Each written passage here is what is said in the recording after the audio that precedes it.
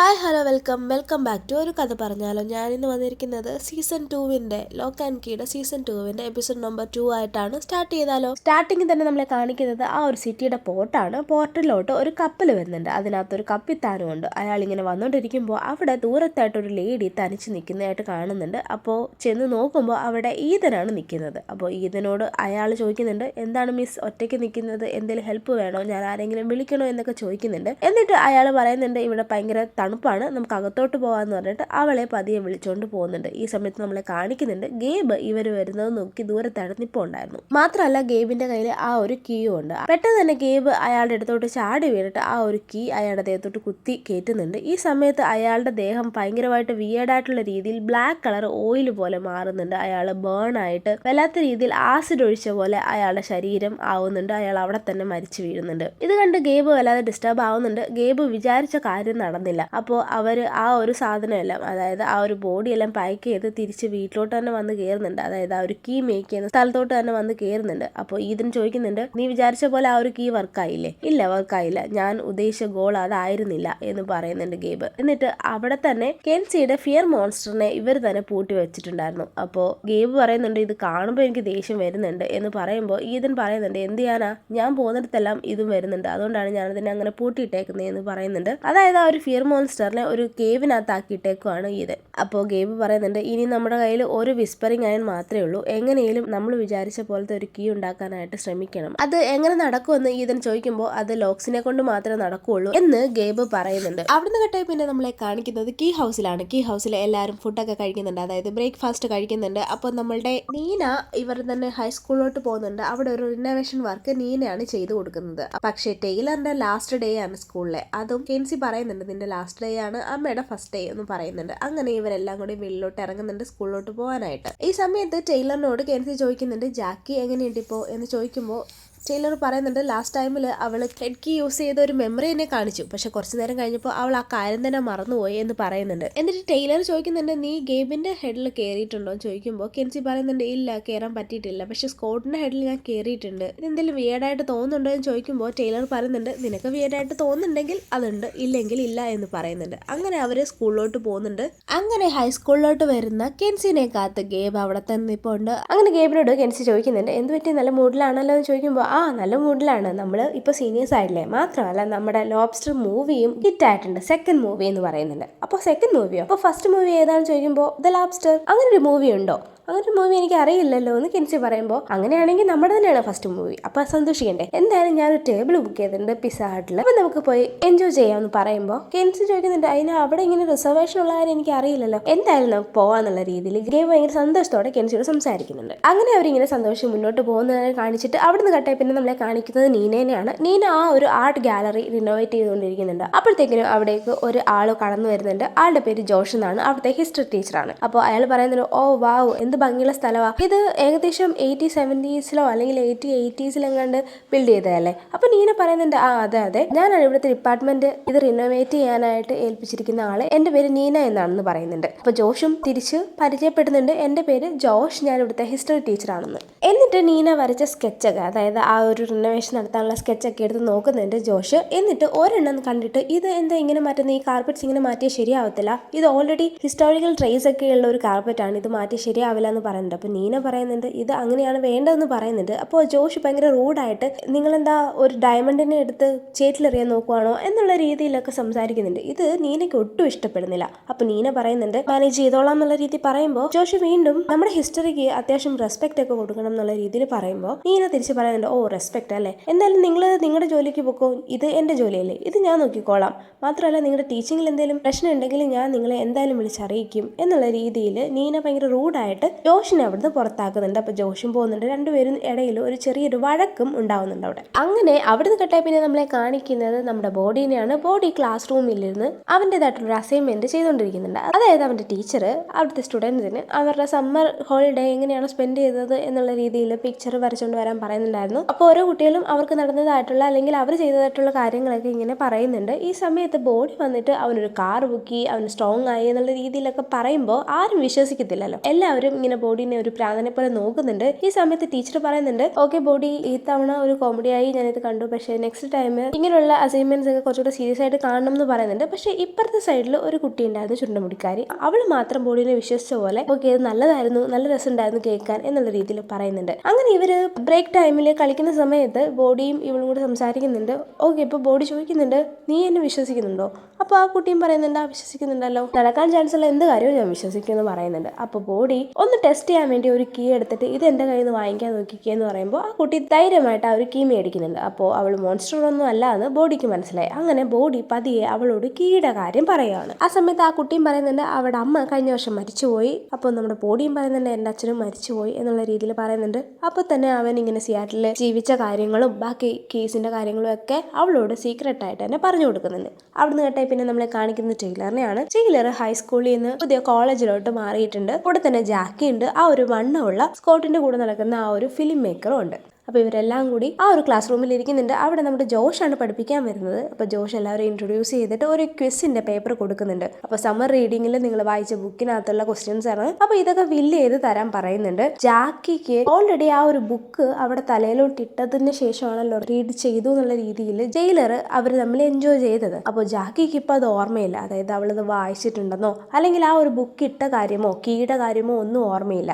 അങ്ങനെ ജാക്കി പറയുന്നുണ്ട്, ഞാൻ ഇത് വായിച്ചിട്ടില്ലല്ലോ, ഇനി എന്ത് ചെയ്യുമെന്ന്. അപ്പോൾ ടൈലർ പറയുന്നുണ്ട്, നിനക്കത് പറ്റും, നീ ആ ക്വസ്റ്റ്യൻസ് വായിച്ചിട്ട് ജസ്റ്റ് ട്രൈ ചെയ്ത് നോക്കാൻ പറയുന്നുണ്ട്. ജാക്കി തീരുമാനം അങ്ങനൊരു കാര്യം ചെയ്യാൻ ശ്രമിക്കുന്നില്ല. അവള് അതേപോലെ തന്നെ ആ ഒരു ക്വിസിന്റെ പേപ്പർ ജോഷിന്റെ കയ്യിൽ കൊണ്ടുപോയി ഏൽപ്പിക്കുന്നുണ്ട്. അവിടുന്ന് കെട്ടായി പിന്നെ നമ്മളെ കെൻസിനെയാണ് കാണിക്കുന്നത്. കെൻസി ആ ഒരു സ്കോട്ടിന്റെ കൂടെ വന്ന ആ ഒരു പെണ്ണില്ലേ, ആ പെണ്ണിനെ കീയുടെ കാര്യങ്ങളൊക്കെ പരിചയപ്പെടുത്തുന്നുണ്ട്. അതായത് ആ ഒരു സ്ട്രെങ്തൻ ആവുന്ന കീ ഒക്കെ ഇട്ടിട്ട് വലിയൊരു മേശയൊക്കെ പൊക്കി കാണിക്കുന്നുണ്ട്, ഇങ്ങനെയാണ് ഇതിന്റെ പവർ വരുന്നത് എന്നുള്ള രീതിയിൽ. ആ പെണ്ണാണെങ്കിൽ ഇത് എന്താ കണ്ടെന്നുള്ള രീതിയിൽ ഭയങ്കരമായിട്ട് എക്സൈറ്റഡ് ആവുന്നുണ്ട്. അപ്പോൾ എന്നിട്ട് ആ ഒരു ഫ്രണ്ട്സിനോട് വന്ന് ചോദിക്കുന്നുണ്ട്, നിങ്ങളത് കണ്ടില്ലേ അവളത് ചെയ്തത്? അപ്പോൾ ബാക്കി എല്ലാവരും പറയുന്നുണ്ട്, ആ ഇതൊരു ഫസ്റ്റ് സ്റ്റേജ് ആകുമ്പോൾ നമുക്കും വിശ്വസിക്കാൻ പാടായിരിക്കും, അത് സാരമില്ല എന്ന് പറയുന്നുണ്ട്. ഇങ്ങനെ ഒരു സംസാരിക്കുന്നതിന്റെ ഇടയ്ക്ക് തന്നെ അവരുടെ ഗ്യാങ്ങിലുള്ള ആ ഒരു ചുരുണ്ടുപിടിക്കാരിയില്ലേ, അവൾ പറയുന്നുണ്ട്, ഓക്കെ നമുക്ക് സ്പാറ്ററിംഗ് 2 പ്രൊഡക്ഷൻ ഒക്കെ സ്റ്റാർട്ട് ചെയ്യാറായിട്ടുണ്ട് എന്നുള്ള രീതിയിൽ സംസാരിക്കുമ്പോൾ സ്കോട്ടിനോട് കെൻസി പറയുന്നുണ്ട്, ഇപ്പോൾ ആണ് നിന്റെ ടൈം, നീ പറയാൻ പറയുന്നുണ്ട്. അതായത് സ്കോട്ടിന് UK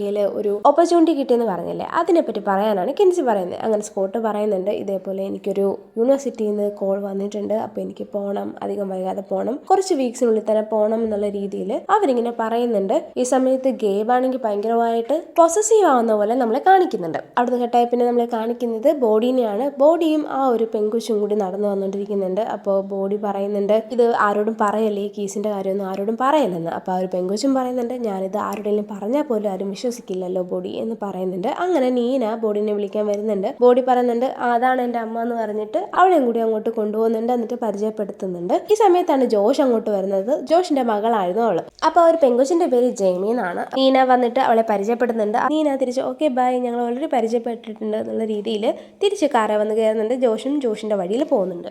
അവിടുന്ന് കെട്ടായി പിന്നെ നമ്മളെ കാണിക്കുന്നത് കെൻസിനെയും ഗേബിനെയാണ്. അപ്പോൾ കെൻസിയും ഗേബും ആ ഒരു ഡിന്നർ ഡേറ്റിന് വേണ്ടി പോകുന്നുണ്ട്. എന്നിട്ട് അവരിങ്ങനെ സംസാരിക്കുന്നുണ്ട്. സ്കോട്ടിന്റെ കാര്യമൊക്കെയാണ് ആദ്യം സംസാരിക്കുന്നത്. അപ്പോൾ സ്കോട്ട് പോകുന്നതിൽ നിനക്ക് വിഷമമുണ്ടോ എന്നൊക്കെ ഗേബ് ചോദിക്കുന്നുണ്ട്. അപ്പോൾ കെൻസി പറയുന്നുണ്ട്, ഇല്ല, അവന് നല്ലൊരു ഓപ്പർച്യൂണിറ്റി അല്ലേ കിട്ടിയത്, അതൊരിക്കലും മിസ്സാക്കണ്ട എന്നുള്ള രീതിയിലും കെൻസിയും പറയുന്നുണ്ട്. എന്നിട്ട് പതിയെ ഗേബ് അവളോട് ചോദിക്കുന്നുണ്ട്, ഈ കേസ് ഒക്കെ മേക്ക് ചെയ്യുന്നത് എങ്ങനെയാണെന്ന് നിനക്കറിയാമോ ചോദിക്കുമ്പോൾ കെൻസി പറയുന്നുണ്ട്, എനിക്കറിയത്തില്ല, ചിലപ്പോൾ എന്തെങ്കിലും മെറ്റലൊക്കെ ഉരുക്കി അതിനകത്ത് വല്ല മാജിക്കൽ പവേഴ്സും ഇട്ടിട്ടൊക്കെ ആയിരിക്കും എന്നുള്ള രീതിയിൽ പറയുന്നുണ്ട്. അപ്പോൾ നിന്റെ അച്ഛൻ എന്തെങ്കിലും പറഞ്ഞിട്ടുണ്ടോ എന്ന് വീണ്ടും ഗേബ് എടുത്തെടുത്ത് ചോദിക്കുന്നുണ്ട്. അപ്പോൾ കെൻസി പറയുന്നുണ്ട്, എന്താ നീ ഇത്ര ഇങ്ങനെയൊക്കെ ചോദിക്കുന്നത്, നിനക്ക് അറിയണമെന്നുണ്ടോ എന്ന് ചോദിക്കുമ്പോൾ അങ്ങനെയൊന്നുമില്ല, നിന്റെ ഫാമിലിയെ പറ്റി കൂടുതൽ അറിയണമെന്ന് തോന്നി അതുകൊണ്ടാണെന്നുള്ള രീതിയിൽ പറയുന്നുണ്ട്. അപ്പോൾ കെൻസി ചോദിക്കുന്നുണ്ട്, നിന്റെ ഫാമിലിയെ പറ്റി എനിക്കും അറിയണമെന്നുണ്ട്, വിന്റർഫെസ്റ്റിൽ അവർ വരുന്നുണ്ടോ എന്ന് ചോദിക്കുമ്പോൾ ഗേബ് പറയുന്നുണ്ട്, അവരങ്ങനെ വരുത്തൊന്നുമില്ല, എല്ലാ ഫാമിലിയും ഒരുപോലെ അല്ല എന്നുള്ള രീതിയിൽ ഗേബ് അത് വഴി തിരിച്ചു വിടുന്നുണ്ട്. അപ്പോൾ കെൻസി പറയുന്നുണ്ട്, എന്തായാലും ബോഡിക്ക് അറിയായിരിക്കും, കാരണം ബോഡി ആ ഒരു ഗോസ്കി യൂസ് ചെയ്തിട്ട് ആ ഒരു ചേംബർ ലോക്കിനെ കണ്ടിട്ടുണ്ടായിരുന്നു, അയാൾ പറഞ്ഞു കൊടുത്തിട്ടുണ്ടാവും എന്നുള്ള രീതിയിൽ പറയുന്നുണ്ട്. അവിടുന്ന് കേട്ടേ പിന്നെ നമ്മളെ കാണിക്കുന്നത് കെൻസിയുടെ ബെഡ്റൂമിലാണ്. അവരെങ്ങനെ ആ ഒരു ഡേറ്റ് ഒക്കെ കഴിഞ്ഞ് ഒരുമിച്ച് മറ്റുള്ള കാര്യങ്ങളിലോട്ടൊക്കെ കടന്നുകൊണ്ടിരിക്കുന്നുണ്ട്. ആ സമയത്ത് അവർ ഉമ്മ വെച്ച് സംസാരിച്ചതിന് ശേഷം കെൻസി പറയുന്നുണ്ട് നിനക്ക് എന്നെ നല്ലതായിട്ട് അറിയാലോ അല്ലേ. അപ്പോൾ ഗേബ് പറയുന്നുണ്ട് ആ അറിയാലോ. അപ്പോൾ കെൻസി പറയുന്നുണ്ട് പക്ഷെ എനിക്ക് നിന്നെ പറ്റി ഒന്നും അറിയത്തില്ല, ഞാനൊരു ഹെഡ് കീ യൂസ് ചെയ്യട്ടെ, നിന്റെ മെമ്മറിയൊക്കെ കാണുന്ന എനിക്ക് ആഗ്രഹമുണ്ടെന്ന് പറയുന്നുണ്ട്. അപ്പോൾ ഗേബ് പറയുന്നുണ്ട് വെയിറ്റ്, നീ എന്റെ മേലിൽ ഹെഡ് കീ യൂസ് ചെയ്യാൻ പോവാണോ എന്ന് ചോദിക്കുന്നുണ്ട്. അങ്ങനെ ഹെഡ് കീ യൂസ് ചെയ്യാൻ പോവാണെന്ന് അവന് മനസ്സിലായി കഴിഞ്ഞപ്പോൾ അവന്റെ ഭാവമൊക്കെ മാറുന്നുണ്ട്. എന്തായാലും നീ എന്നോട് ചോദിച്ചോളൂ, ഞാൻ പറഞ്ഞോളാം, പക്ഷെ ഹെഡ് കീ യൂസ് ചെയ്യാൻ പറ്റത്തില്ല എന്നുള്ള രീതിയിൽ പറയുന്നുണ്ട്. കെൻസിക്കും വല്ലാണ്ടാവുന്നുണ്ട്. കെൻസി പറയുന്നുണ്ട് എന്തായാലും നീ ഇവിടുന്ന് പൊയ്ക്കോളം പറയുന്നുണ്ട്. അങ്ങനെ അവർ പിണങ്ങി ഇറങ്ങി പോകുന്നുണ്ട്. അവിടുന്ന് കട്ടെ പിന്നെ നമ്മളെ കാണിക്കുന്നത് ടൈലറിനെയാണ്. ടൈലർ ലൈബ്രറിയിലോട്ട് വരുന്നുണ്ട്. ആ സമയത്ത് ജാക്കി ഇരുന്നിട്ട് മെമ്മറി ലോസിനെ പറ്റിയൊക്കെ ഗൂഗിൾ ചെയ്തുകൊണ്ടിരിക്കുന്നുണ്ട്. അപ്പോൾ ടൈലർ ചോദിക്കുന്നത് നിനക്ക് എന്ത് പറ്റിയെന്ന് ചോദിക്കുമ്പോൾ നീ ലാസ്റ്റ് ടൈമിൽ ആ ഒരു ഹെഡ് കീ യൂസ് ചെയ്ത കാര്യമൊക്കെ എന്നോട് പറഞ്ഞില്ലേ, നീ പറഞ്ഞല്ലേ എനിക്ക് മനസ്സിലായി, പക്ഷേ എനിക്കത് യൂസ് ചെയ്തിട്ട് യാതൊരു ഓർമ്മയില്ല, എൻ്റെ ജീവിതത്തിൽ നടക്കുന്ന പല കാര്യങ്ങളും എനിക്കിപ്പോൾ ഓർമ്മ വരുന്നില്ല എന്നുള്ള രീതിയിൽ പറയുന്നുണ്ട്. ചിലപ്പോൾ അതെൻ്റെ മെമ്മറി ലോസ് ആയിരിക്കും എന്നുള്ള രീതിയിൽ പറയുമ്പോൾ ടൈലർ കാര്യങ്ങൾ പറഞ്ഞു കൊടുക്കുന്നുണ്ട്. നിനക്ക് 18 വയസ്സായതുകൊണ്ടാണ് ഈ കാര്യങ്ങളൊക്കെ മറന്നു പോകുന്നതെന്ന്. ജാക്കി പറയുന്നുണ്ട് 18 വയസ്സെന്ന് പറഞ്ഞത് വലിയ പ്രായമൊന്നും അല്ലല്ലോ, പക്ഷെ എനിക്കിതെന്തായിരുന്നു ഓർമ്മ നിൽക്കാത്തതെന്നുള്ള രീതിയിൽ സംസാരിക്കുന്നുണ്ട്. ഭയങ്കര സാഡായിട്ടൊക്കെ സംസാരിക്കുന്നുണ്ട്. അങ്ങനെ ടൈലർ ഫോൺ എടുത്ത് ഈ കാര്യങ്ങളൊക്കെ പറഞ്ഞുകൊണ്ട് ഒരു വീഡിയോ ഒക്കെ റെക്കോർഡ് ചെയ്യുന്നുണ്ട് ജാക്കിക്ക് പിന്നീട് ഓർമ്മിക്കാനായിട്ട്. അവിടുന്ന് കിട്ടിയ പിന്നെ നമ്മളെ കാണിക്കുന്ന സ്കോട്ടിനെയാണ്. സ്കോട്ട് അവരുടെ കോളേജിൽ ഇങ്ങനെ ഇരിക്കുന്ന സമയത്ത് കെൻസി അങ്ങോട്ട് വരുന്നുണ്ട്. അപ്പോൾ കെൻസിയോട് സ്കോട്ട് പറയുന്നുണ്ട് ഞാൻ ലൈബ്രറി വരെ പോവാണ്, ഈ ഒരു കാര്യങ്ങളൊക്കെ അതായത് ആ ഒരു പോകേണ്ട കാര്യങ്ങളൊക്കെ റെഡി ആക്കേണ്ടേ അല്ലേ, മാത്രമല്ല എൻ്റെ പേരൻസും അവിടെ തന്നെയാണുള്ളത്, അപ്പോൾ ഞാൻ അങ്ങോട്ട് മൂവ് ചെയ്യുന്നതിൽ അവർക്ക് സന്തോഷമാണ് എന്നുള്ള രീതിയിൽ അവരിങ്ങനെ സംസാരിച്ചുകൊണ്ട് വരുന്നുണ്ട്. അപ്പോൾ കെൻസിയും പറയുന്നുണ്ട് നിനക്ക് നല്ലൊരു ഓപ്പർച്യൂണിറ്റി ആണ് കിട്ടിയത് എന്നുള്ള രീതിയിൽ സംസാരിക്കുന്നുണ്ട്. ഈ സമയത്താണ് ഗേബ് അങ്ങോട്ട് വരുന്നത്. ഗേബ് അങ്ങോട്ട് വരുന്ന സമയത്ത് സ്കോട്ട് ഓക്കെ ഞാൻ ലൈബ്രറി പോകാനായിട്ട് ഇറങ്ങിയതാണ്, ഞാൻ എന്തായാലും പോവാണ് ഗൈസ്, പുതിയ ഫിലിമിന്റെ പ്രൊഡക്ഷൻ കൺട്രോളിങ് കാര്യങ്ങളൊക്കെ അടിപൊളിയായിട്ട് ചെയ്യണം കേട്ടോ എന്നുള്ള രീതിയിൽ പറഞ്ഞിട്ട് പോകുന്നുണ്ട്. അങ്ങനെ സ്കോട്ട് അങ്ങോട്ട് പോകുമ്പോൾ തന്നെ ഗേബ് കെൻസിയുടെ അടുത്തോട് സംസാരിക്കാൻ തുടങ്ങുന്ന സമയത്ത് കെൻസി അവനെ വിട്ട് പോകുന്നുണ്ട്. അപ്പോൾ ഗേബ് പറയുന്നുണ്ട് നിൽക്കാൻ പറയുമ്പോൾ കെൻസി പറയുന്നുണ്ട് എനിക്ക് വേറെ സ്ഥലത്ത് പോകണം എന്ന് പറഞ്ഞ് പോകുന്നുണ്ട്. പിണങ്ങി പോവാണ് കെൻസി. ആ സമയത്ത് ഈതൻ അങ്ങോട്ട് വരുന്നുണ്ട്. ഓ നിങ്ങൾ തമ്മിൽ പ്രശ്നമായോ എന്നുള്ള രീതിയിൽ ചോദിക്കുമ്പോൾ ഗേബ് പറയുന്നുണ്ട് അവൾക്ക് കേസ് ഉണ്ടാക്കാൻ അറിയത്തില്ല എന്ന്. ഓക്കെ എന്നാൽ നമുക്ക് അവരെ കൊന്നാലോ എന്ന് പറയുമ്പോൾ ഗേബ് അവളോട് ഷൗട്ട് ചെയ്യുന്നുണ്ട് അങ്ങനൊന്നും ചെയ്യണ്ട എന്നുള്ള രീതിയിൽ. ശരിക്കും ഗേബിന് ഇഷ്ടമാണ്, ഒരു ഡബിൾ ആണെങ്കിൽ പോലും ഗേബിന് കെൻസിനെ ഇഷ്ടമാണ്. അവിടുന്ന് കേട്ടെ പിന്നെ നമ്മളെ കാണിക്കുന്നത് നീനേനെയാണ്. നീന ആ ഒരു റിനോവേഷൻ കാര്യങ്ങളൊക്കെ ചെയ്യുന്നുണ്ടല്ലോ. അപ്പോൾ അതിന്റെ റിനോവേഷൻ ഒക്കെ നടക്കുന്നത് ഗോഡി എന്ന് പറഞ്ഞിട്ട് ഒരാളാണ്. അയാള് തിയേറ്റർ ഷോസ് ഒക്കെ ചെയ്യുന്ന ഒരാളാണ്. മാത്രമല്ല റെന്റൽ ലോഗിന്റെ ഫ്രണ്ട് കൂടിയാണ്. അപ്പോൾ റെന്റൽ ലോഗ് പണ്ട് തിയേറ്റർ ആർട്ടിലൊക്കെ ഉണ്ടായിരുന്നു, നല്ല അഭിനേതാവാണെന്നുള്ള രീതിയിലൊക്കെ നീനയോട് അയാൾ ഇങ്ങനെ പറയുന്നുണ്ട്. പറഞ്ഞിട്ട് മുന്നോട്ട് പോകുന്നുണ്ട്. എന്നിട്ട് ഓക്കെ എല്ലാ റിനോവേഷനും നടത്ത്, ഞാൻ ഇവിടെ തന്നെ കാണും, എന്തെങ്കിലും ഹെൽപ്പ് വേണമെങ്കിൽ വിളിക്കുന്നുള്ള രീതിയിൽ നീനോട് ബൈ പറഞ്ഞ് അയാൾ പോകുന്നുണ്ട്. ഈ സമയത്ത് അപ്പുറത്തായിട്ട് ഒരു കഫേ ഉണ്ടായിരുന്നു, അതായത് ചെറിയൊരു ഫുഡ് ട്രാക്ക് ഉണ്ടായിരുന്നു. അവിടെ നമ്മുടെ ജോഷ് നിൽപ്പുണ്ടായിരുന്നു. അപ്പോൾ നീനയ്ക്ക് വേണ്ടിയിട്ട് ഒരു കോഫിയൊക്കെ മേടിച്ചിട്ടാണ് അയാൾ അവിടെ നിൽക്കുന്നത്. അപ്പോൾ നീന അവിടുന്ന് ഗുഡ് ബൈ പറഞ്ഞ് ഇങ്ങോട്ട് നടക്കുന്ന സമയത്ത് ജോഷ് ആ ഒരു കോഫി അവൾക്ക് വേണ്ടി വെച്ച് നീട്ടുന്നുണ്ട്. അപ്പോൾ ജോഷ് പറയുന്നുണ്ട് ഈ ഒരു കോഫി നിങ്ങൾക്ക് വേണമെന്ന് എനിക്കറിയായിരുന്നു, അതുകൊണ്ടാണ് ഞാൻ വാങ്ങിച്ചെന്ന് പറയുമ്പോൾ നീന പറയുന്നുണ്ട് അതിൻ്റെ ആവശ്യം ഉണ്ടായിരുന്നില്ല എന്ന് പറഞ്ഞിട്ട് കോഫി വാങ്ങിക്കുന്നുണ്ട് അവള്. എന്നിട്ട്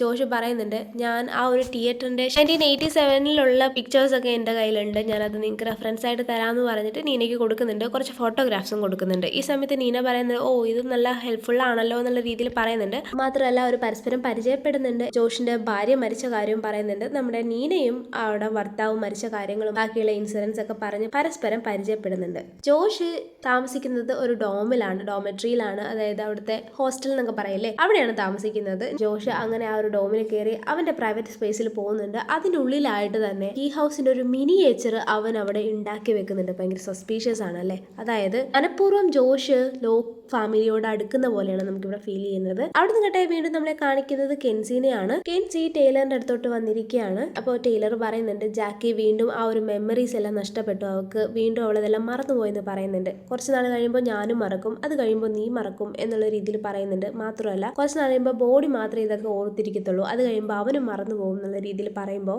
കെൻസി പറയുന്നുണ്ട് നമുക്ക് ഇതിനെന്തെങ്കിലും വഴി കണ്ടുപിടിച്ചേ പറ്റുള്ളൂ എന്ന്. അവിടുന്ന് കേട്ടെ പിന്നെ നമ്മളെ കാണിക്കുന്നത് കീ ഹൗസിലാണ്. കീ ഹൗസിൽ നമ്മളുടെ ഗേബ് വരുന്നുണ്ട്. ബോഡി വാതിലൊക്കെ തുറക്കുന്നുണ്ട്. എന്നിട്ട് എന്താ കാര്യം എന്ന് ചോദിക്കുന്ന സമയത്ത് ഗേബ് പറയുന്നുണ്ട് ഞാൻ കിൻസിനെ കാണാനാ വന്നെന്ന് പറയുമ്പോൾ ഓ അത് എറിനെ കാണാൻ പോയല്ലോ കിൻസി എന്ന് പറയുമ്പോൾ ഓക്കെ എന്നാൽ നമുക്ക് ചിൽ ഔട്ട് ചെയ്താലോ എന്ന് പറഞ്ഞിട്ട് അവരകത്തോട്ട് കയറുന്നുണ്ട്. അപ്പോൾ കിൻസിക്ക് കഴിക്കാനായിട്ട് കുറച്ച് ഫ്രൈസ് ഒക്കെ വാങ്ങിച്ചിട്ട് വന്നിട്ടുണ്ടായിരുന്നു ഗേബ്. അപ്പോൾ ഇതൊക്കെ വേസ്റ്റ് ആവുമല്ലോ എന്ന് ഗേബ് പറയുമ്പോൾ ബോഡി പറയുന്നുണ്ട് എനിക്കൊരെണ്ണം തരാമോന്ന്. അങ്ങനെ നൈസായിട്ട് ഗേബ് കീ ഹൗസിനുള്ളിൽ കയറുന്നുണ്ട്. എന്നിട്ട് ബോഡിയോട് ചോദിക്കുന്നുണ്ട് നീ തന്നെയുള്ളോ? ആ തന്നെയുള്ളല്ലോ, അമ്മയൊക്കെ വേറെ സ്ഥലത്തൊക്കെ പോയി എന്നുള്ള രീതിയിൽ പറയുമ്പോൾ നീ എന്താ ഇനി ചെയ്യാൻ പോകുന്നതെന്ന് ചോദിക്കുമ്പോൾ ഞാൻ ജസ്റ്റ് എൻ്റെ ഹോംവർക്ക് ഉണ്ട് അതൊക്കെ ചെയ്യാൻ പോവാണെന്ന് പറയുന്നുണ്ട്. അപ്പോൾ ഗേബ് പറയുന്നുണ്ട്, ഇത്രയും മാജിക്കൽ പവേഴ്സ് ഒക്കെ നിന്റെ കയ്യിൽ നിന്നിട്ട് ഈ ഒരു ടൈം വെറുതെ വേസ്റ്റ് ചെയ്യണ്ട, നമുക്ക് എന്തെങ്കിലും കളിച്ചാലോ എന്നുള്ള രീതിയിൽ പറയുമ്പോൾ അങ്ങനെ ഇവര് മാജിക്കൽ കീസ് ഒക്കെ യൂസ് ചെയ്ത് ഒരു ഗെയിം ഒക്കെ കളിക്കുന്നുണ്ട്. ലാസ്റ്റ് ഇതെല്ലാം ബോറടിക്കുന്നെന്ന് ഗെയിം തന്നെ പറയുന്നുണ്ട്. എന്നിട്ട് നമുക്ക് വേറെ കീസ് യൂസ് ചെയ്താലോ എന്ന് പറഞ്ഞിട്ട് ബോഡിനെ കൊണ്ട് തന്നെ ആ ഒരു ഗോസ്റ്റ് കീ ഗെയിം കൈക്കലാക്കുന്നുണ്ട്. എന്നിട്ട് ആ ഒരു ഗോസ്റ്റ് കീ അവൻ ട്രൈ ചെയ്യുന്നുണ്ട്. ഈ സമയത്ത് അപ്പുറത്ത് നമ്മളെ കെൻസിനെയാണ് കാണിക്കുന്നത്. കെൻസി ആ ഒരു ഹോസ്പിറ്റലിലാണ് പോയത്. അപ്പോൾ അവിടെ വെച്ചിട്ട് കെൻസി അവളോട്, അതായത് എറിനോട് ഓരോ കാര്യങ്ങളൊക്കെ പറയുന്നുണ്ട്. ഗേബ് എന്തായിരിക്കും അവന്റെ ഹെഡിലോട്ട് എന്നെ അലൗ ചെയ്യാത്തത്, ചിലപ്പോൾ അവന്റെ ഫാമിലി അത്ര നന്നായിരിക്കില്ല, അപ്പോൾ അതൊന്നും കാണണ്ടെന്ന് വിചാരിച്ചിട്ടായിരിക്കും എന്നുള്ള രീതിയിൽ കെൻസി ഓരോന്നിങ്ങനെ എറിനോട് ഇങ്ങനെ പറഞ്ഞുകൊണ്ടിരിക്കുന്നുണ്ട്. എറിന്റെ കണ്ണിൽ നിന്ന് ഇങ്ങനെ വെള്ളം വരുന്നുണ്ട്. എന്നിട്ട് കെൻസി പറയുന്നുണ്ട്, ടൈലറിന് ജാക്കിനെ നഷ്ടപ്പെടാറായിട്ടുണ്ട്. കാരണം വെച്ചാൽ ജാക്കിക്ക് പഴയ മെമ്മറീസ് ഒന്നും ഉണ്ടാകത്തില്ല. ഇനി ടൈലറും പതിയെ അതെല്ലാം മറന്നു പോകും, ഇനി ഞാനും മറന്നു പോകും എന്നുള്ള രീതിയിൽ ഇങ്ങനെ പറയുന്ന സമയത്താണ് പെട്ടെന്ന് അവരുടെ ഫ്രണ്ട്സിന്റെ ഫോട്ടോ, ആ ഒരു പഴയ ഫോട്ടോ കെൻസിയുടെ കണ്ണിപ്പെടുന്നത്. അപ്പോൾ നേരത്തെ തന്നെ എല്ലി അവരോട് പറഞ്ഞിട്ടുണ്ടായിരുന്നല്ലോ മറന്നു പോവാതിരിക്കാൻ വേണ്ടി അവരൊരു കീ യൂസ് ചെയ്തു എന്നുള്ള കാര്യം, ഒരു വേ കണ്ടുപിടിച്ചിട്ടുണ്ടായിരുന്നു എന്നുള്ള കാര്യം. അത് കെൻസി പെട്ടെന്ന് ഓർക്കുന്നുണ്ട്. ഇത് ഓർത്ത ഉടനെ തന്നെ ടൈലറിനെ വിളിക്കുന്നുണ്ട്. നീ പെട്ടെന്ന് തന്നെ ഹോസ്പിറ്റലിലോട്ട് വരാൻ പറയുന്നുണ്ട്. അവിടുന്ന് കട്ടെ ഇപ്പുറത്ത് നമ്മളെ കാണിക്കുന്നുണ്ട്, ഗെയിമിന്റെ അടുത്ത് ബോഡി ആ ഒരു ഗോസ് കീ കൊടുക്കുന്നുണ്ട്. എന്നിട്ട് ബോഡി പറയുന്നുണ്ട്, ഞാനിവിടെ വെയിറ്റ് ചെയ്യാം, നമ്മുടെ രണ്ടുപേരുടെയും കൂടെ ഡെഡ് ബോഡി അമ്മ കണ്ടു കഴിഞ്ഞാൽ അമ്മ വല്ലാണ്ടാവും, അതുകൊണ്ട് നീ പോയിട്ട് വരാൻ പറയുന്നുണ്ട്. അങ്ങനെ ഗേബ് ആ ഒരു ശരീരത്തിൽ നിന്ന് ആ ഒരു ചേംബർ ലോക്കിന്റെ അടുത്തോട്ട് പോകുന്നുണ്ട്. എന്നിട്ട് ചേംബർ ലോക്കിനെ പരിചയപ്പെടുന്നുണ്ട്. എന്നിട്ട് ചേംബർ ലോക്കിനോട് പറയുന്നുണ്ട്, ഞാൻ നിങ്ങളുടെ കെൻസിയുമായിട്ട് റിലേഷനിലാണ്, എനിക്ക് അവൾക്ക് ഒരു സ്പെഷ്യൽ കീ ഉണ്ടാക്കി കൊടുക്കണം എന്നുണ്ട്, അത് എങ്ങനെയാണെന്ന് എനിക്ക് പറഞ്ഞു തരാമോ എന്ന് ചോദിക്കുമ്പോൾ ചേംബർ ലോക്ക് കാര്യങ്ങൾ പറഞ്ഞു കൊടുക്കുന്നുണ്ട്. ആ ഒരു മോൾഡിൽ ആ ഒരു മെറ്റൽ ഒഴിച്ചതിന് ശേഷം എന്താണോ നമുക്ക് ആവശ്യമുള്ളത് അത് നമ്മൾ തന്നെ ഇമാജിൻ ചെയ്യണം, മാത്രമല്ല നമ്മുടെ ഒരു ബ്ലഡ് ഡ്രോപ്പും കൂടി കൊടുക്കണം എന്നുള്ള രീതിയിൽ പറയുന്നുണ്ട്. സത്യം മനസ്സിലാക്കിയതിന് ശേഷം നേരെ ഗേബ് വന്നിട്ട് ആ ഒരു ബോഡി കയറുന്നുണ്ട്. എന്നിട്ട് പ്രോപ്പറായിട്ട് ബോഡിയുടെ ഒരു താങ്ക്സോ അല്ലെങ്കിൽ ഒരു ഗുഡ് ബൈ പോലും പറയാതെ അവിടുന്ന് പെട്ടെന്ന് തന്നെ ഓടിപ്പോകുന്നുണ്ട്. അവിടുന്ന് കട്ടായി പിന്നെ നമ്മളെ കാണിക്കുന്നത് കെൻസിനെയാണ്. ആ ഒരു സമയം കൊണ്ട് ടൈലർ കെൻസിയുടെ അടുത്തോട്ട് വന്നിട്ടുണ്ടായിരുന്നു ഒരു ഹോസ്പിറ്റലിലോട്ട്. അപ്പോൾ ടൈലറിനോട് കെൻസി പറയുന്നുണ്ട്, എല്ലിയുടെ അടുത്തൊന്നും നമ്മൾ കേട്ടില്ലായിരുന്നു, അവരൊരു വേ കണ്ടുപിടിച്ചു, ഒരു വഴി കണ്ടുപിടിച്ചു അവർ ആ ഒരു മാജിക് ഓർത്ത് വെക്കാനായിട്ടെന്ന്. അപ്പോൾ ആ ഒരു വഴി ഏറിനും അറിയായിരിക്കും, അവിടെ ഹെഡിൽ കയറിയാൽ നമുക്ക് മനസ്സിലാക്കാൻ പറ്റും എന്നുള്ള രീതിയിൽ അവർ ഹെഡിൽ കയറാനായിട്ട് ഹെഡ് കീ യൂസ് ചെയ്യുന്നുണ്ട് ഏറിൻ്റെ അടുത്ത്. എന്നിട്ട് അവർ പരസ്പരം തീരുമാനിക്കുന്നുണ്ട്, നമ്മൾ വേറെ ഒന്നിലും തൊടില്ല, നശിപ്പിക്കുകയും ചെയ്യില്ല, കാരണം വെച്ചാൽ അത് എയറിനെ കൂടുതൽ മോശം അവസ്ഥയിലാക്കും, അതുകൊണ്ട് അവരതൊന്നും ചെയ്യത്തില്ല, ആ ഒരു മെമ്മറി മാത്രമേ നോക്കുകയുള്ളൂ എന്നുള്ള രീതിയിൽ ആ ഒരു ഡോറ് തുറക്കാൻ വേണ്ടി പോകുന്നുണ്ട്. അങ്ങനെ അവര് അകത്തോട്ട് കയറുന്നുണ്ട്. ഈ സമയത്ത് അവിടെ വിയേർഡായിട്ടുള്ള ഒരു മെമ്മറി, അതായത് ഭയങ്കര കാട് പിടിച്ച ആ ഒരു മാത്സിന്റെ സ്കൂളാണ് ആ ഒരു മെമ്മറി സ്പേസ് ആയിട്ട് കാണിക്കുന്നത്. മാത്രമല്ല അവർക്ക് ഭയങ്കരമായിട്ട് അവിടുന്ന് അടിയൊക്കെ കിട്ടുന്നുണ്ട്, അതായത് ആ ഒരു മെമ്മറീസ് ഒക്കെ പറന്ന് വന്ന് ഭയങ്കര സൂപ്പർ നാച്ചുറൽ ആയിട്ട് അവരെ അറ്റാക്ക് ചെയ്യുന്നൊക്കെ ഉണ്ട്. ഈ സമയത്ത് എങ്ങനെയൊക്കെയോ ടൈലറും കെൻസിയും കൂടെ അവിടുന്ന് രക്ഷപ്പെട്ട് വേറൊരു സ്ഥലത്തോട്ട് എത്തിപ്പെടുന്നുണ്ട്. അങ്ങനെ അവർ വേറൊരു സ്ഥലത്തോട്ട് രക്ഷപ്പെടുന്ന സമയത്ത് അവിടെ ആരോ ഉള്ളതായിട്ട് കെൻസിക്ക് തോന്നുന്നുണ്ട്. അപ്പൊ കെൻസി ആരാ അവിടെ എന്ന് ചോദിക്കുമ്പോൾ പെട്ടെന്ന് എയറിന്റെ പഴയ രൂപം, അതായത് യങ്ങസ്റ്റ് ആയിട്ടുള്ള രൂപം കത്തിയും പിടിച്ചുകൊണ്ട് അങ്ങോട്ട് വരുന്നുണ്ട്. നിങ്ങളെയൊക്കെ പറഞ്ഞു വിട്ടത് ആ ഒരു ഡജ് അല്ലേ, അവളെ ഞാനിന്ന് കൊല്ലും എന്നുള്ള രീതിയിൽ ആക്രോശിച്ചുകൊണ്ടാണ് അങ്ങോട്ട് വരുന്നത്. കെൻസി പറയുന്നുണ്ട്, ഡജൊക്കെ എന്നേ പോയി, ഞങ്ങൾ റെന്റലിന്റെ മക്കളാണെന്ന്. അപ്പോ എയറിന് ചോദിക്കുന്നുണ്ട്, നിങ്ങൾ റെന്റലിന്റെ ആരാണെന്ന്? മക്കളാണ് എന്നുള്ള രീതിയിൽ പറയുന്നുണ്ട്. അപ്പോ കെൻസി ചോദിക്കുന്നുണ്ട്, അപ്പോൾ നിങ്ങൾ ഇത്രയും കാലവും ഈ ഒരു മൈൻഡിനുള്ളിൽ കുടുങ്ങി കിടക്കുവായിരുന്നല്ലേ എന്ന് പറയുന്നുണ്ട്. എന്നിട്ട് എയറിനോട് കാര്യങ്ങൾ പറഞ്ഞ് മനസ്സിലാക്കുന്നുണ്ട്, അതായത് കുറെ നാൾ കഴിഞ്ഞു എന്നുള്ള രീതിയിൽ. അങ്ങനെ എയറിനെ, അതായത് ആ ഒരു യങ്ങർ വെർഷൻ ആയിട്ടുള്ള എയറിനെ ആ ഒരു ഹെഡിൽ നിന്ന് അവരെ വെളിയിൽ ഇറക്കുന്നുണ്ട്. അപ്പോൾ വെളിയിലിറങ്ങുന്ന എയറിൻ ചോദിക്കുന്നുണ്ട്, ഇത് ഏതാ സ്ഥലം എന്ന് ചോദിക്കുമ്പോൾ ഹോസ്പിറ്റലാണ് എന്ന് പറയുന്നുണ്ട്. അപ്പോൾ നമ്മുടെ എയറിൻ, അതായത് ഒറിജിനൽ എയറിൻ ചെയറിൽ അവിടെ ഇരിപ്പുണ്ട്. അപ്പോൾ ടൈലർ പറയുന്നുണ്ട്, അത് നിങ്ങളാണെന്നുള്ള രീതിയിൽ പറയുന്നുണ്ട്. എയറിൻ അങ്ങോട്ട് ചെന്ന് അവളുടെ മുഖമൊക്കെ നോക്കുന്നുണ്ട്, അതായത് അവൾ ഒരുപാട് പ്രായം ചെന്നെന്ന് അവൾക്ക് മനസ്സിലായി. എന്നിട്ട് കെൻസി ചോദിക്കുന്നുണ്ട്, ഞങ്ങൾ ആ ഒരു കീ ഊരി തരണമെന്ന് ചോദിക്കുമ്പോൾ എയറിൻ പറയുന്നുണ്ട്, ഞാൻ തന്നെ ചെയ്തോളാം എന്നുള്ള രീതിയിൽ പറയുന്നുണ്ട്. ആ ഒരു കീയും ഊരിയെടുക്കുന്നുണ്ട്. അങ്ങനെ അവർ രണ്ടുപേരും ഒരാളാവുന്നു. അങ്ങനെ എയറിന്റെ ബോഡിയിലോട്ട് എയറിൻ തന്നെ കടന്നുപോയതായിട്ട് കാണിച്ചിട്ട് യഥാർത്ഥ എയറിന് ബോധം വരുന്നതായിട്ട് കാണിച്ചുകൊണ്ട് എപ്പിസോഡ് നമ്പർ 2 ഇവിടെ തീരുന്നുണ്ട്. Okay, by.